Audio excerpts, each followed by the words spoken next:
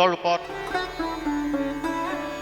সজাই পৰাই তোলা বা ভক্তপ্ৰাণ ৰাইজৰ মনোগ্ৰাহী কৰি তোলাৰ এইসকল ভকতৰ ওচৰত আমি প্ৰণিপাত জনাইছোঁ। অসম লাইভ 24 আৰু এনআৰডি গ্ৰুপৰ অধ্যক্ষ নিপেন দাস ডাঙৰীয়াই একোখনকৈ চেলেক আৰু গামোচাৰে তেখেতসকলক সম্বৰ্ধনা জ্ঞাপন কৰিছে। আৰু বিগত 5টা দিন তেখেতসকলৰ সহায় সহযোগিতাৰ অবিহনে আমাৰ এই মহৎ কাৰ্যসূচী সফল নহ'লহেঁতেন। আমি পুনৰবাৰ ঢেকীয়াখোৱাবাসীৰ ওচৰত কৃতজ্ঞ হৈ ৰ'লোঁ আৰু তেওঁলোকক ধন্যবাদ জ্ঞাপন কৰিছোঁ।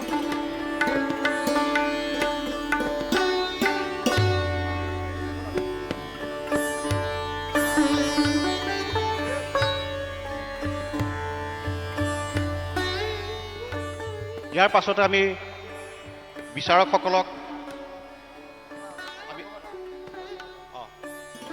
এতিয়া আমি ডিম্বেশ্বৰ বৰা অধ্যক্ষ আমি তেখেতক এখন ফুলাম গামোচাৰে আমি আদৰণি জনাম।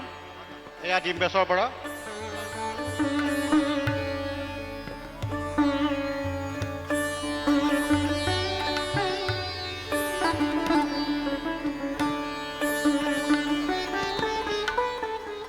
ডিম্বেশ্বৰ বৰা ডাঙৰীয়া, অধ্যক্ষ ডাঙৰীয়া।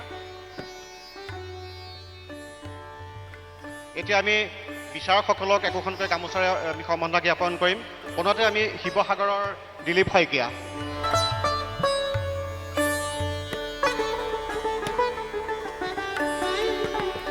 ইয়াৰ পিছতে দুলাল চন্দ্ৰ বৰা দেৰগাঁও, বিপিন শইকীয়া মাজুলী,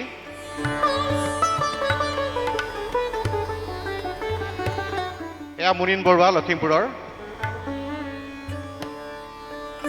বিপিন শইকীয়া মাজুলী।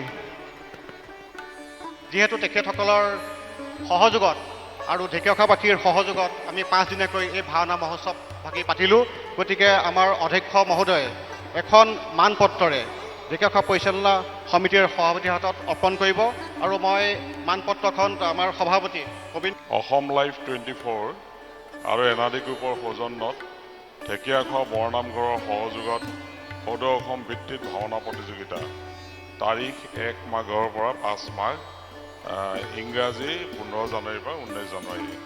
অসম কৃতজ্ঞতা পত্ৰ অসম লাইভ 24 আৰু এনআৰডি গ্ৰুপৰ উদ্যোগত মহাপুৰুষ শ্ৰী শ্ৰী মাধৱদেৱ প্ৰতিষ্ঠিত ঐতিহাসিক ঢেকীয়াখোৱা বৰনামঘৰত সদৌ অসম ভিত্তিত ভাওনা প্ৰতিযোগিতা 2026 আয়োজনত সহায় সহযোগিতা আগবঢ়োৱাৰ বাবে ঢেকীয়াখোৱা বৰনামঘৰ পৰিচালনা সমিতি আৰু ঢেকীয়াখোৱাবাসী ৰাইজৰ আন্তৰিক শলাগ ল'লোঁ। অধ্যক্ষ নিপুণ দাস, পৰিচালন সম্পাদক ঋতুস্মিন শৰ্মা।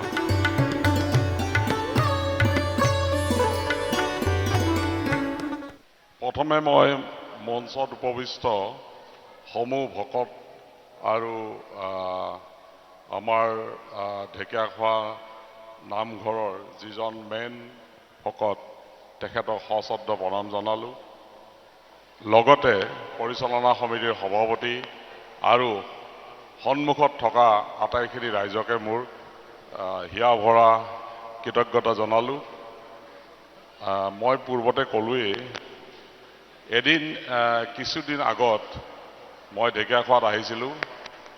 আহোঁতে মই আমাৰ আপোনালোকৰ এই ঢেকীয়াখোৱা বৰনামঘৰৰ সভাপতি মহোদয় কলিতা দাক মই ক'লোঁ যে দাদা, আমি এইবাৰ এখন ভাওনা নকৰোঁ, আমি কেইবাখনো ভাওনা কৰিম। তেওঁ দাদাই মোক ক'লে যে এটা কাম কৰোঁ, আমি এটা সমাৰোহ পাতোঁ ঢেকীয়াখোৱাৰ বৰনামঘৰত আমি ভাওনা সমাৰোহ পাতোঁ, মানে প্ৰতিযোগিতা।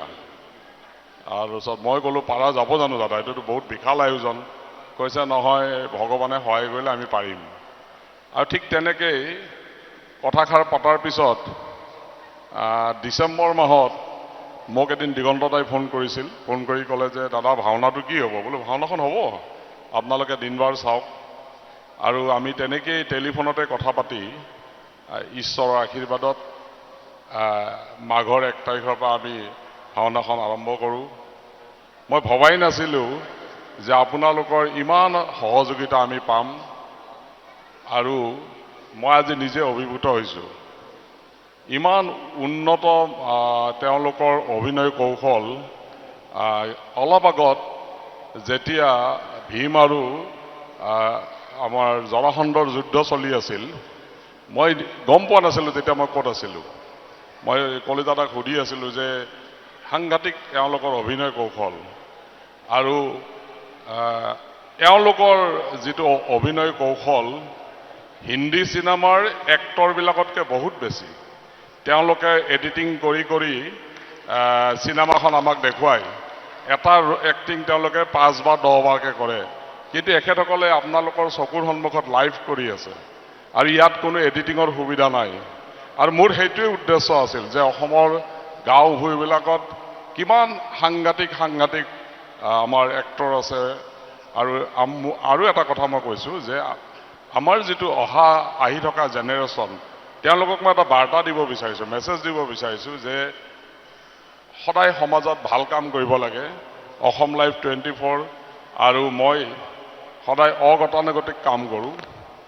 ইতিমধ্যে আমি জুবিন গাৰ্গদেৱে কৈ যোৱাৰ কাৰণে প্ৰায় 7 লাখ গছ পুলি সমগ্ৰ অসমত বিতৰণ কৰিছিলোঁ আৰু যিমান পাৰোঁ আমি দুখীয়া মানুহক ব্লেংকেট বিতৰণ কৰিছিলোঁ। আমি দিল্লীতো ব্লেংকেট দিছিলোঁ।